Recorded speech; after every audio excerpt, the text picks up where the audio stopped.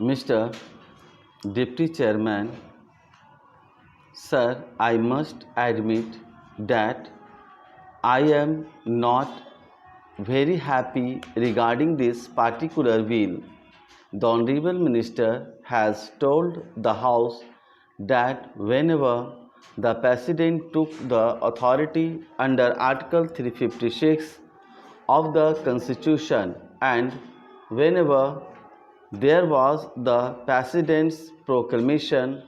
every time such a bill was brought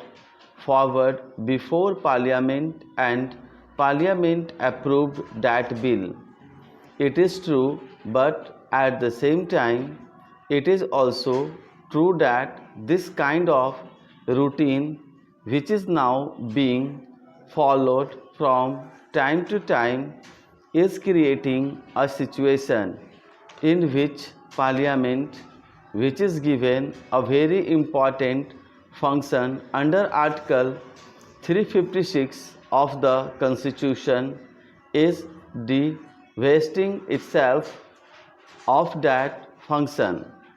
In order to fully appreciate, sir, the significance of such a move, it is necessary to go into the history of this sort of powers that were conferred on Parliament by the Constitution in the past.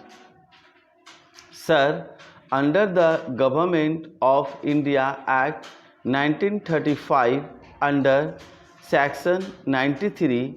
some such situation was contemplated and certain provisions were made in case such a situation arose either at the center or in some of the provinces as they were called at the time. At that time, it was decided that the Governor General should have both the executive as well as the legislative power in his hands in case such a situation arose either at the center or in the provinces. Now, the framers of the Constitution have not accepted that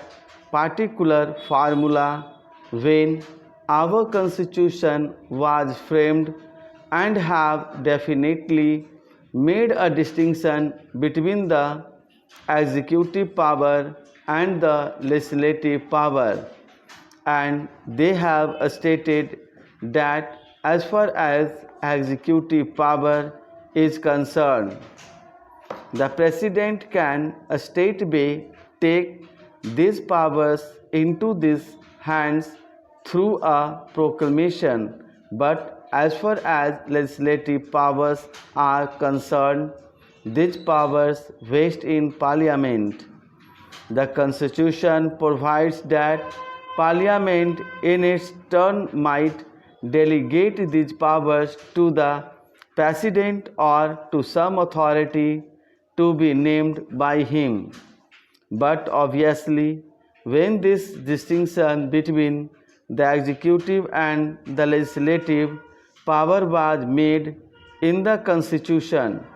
it is reasonable to suppose that only under exceptional circumstances the Parliament was to delegate that power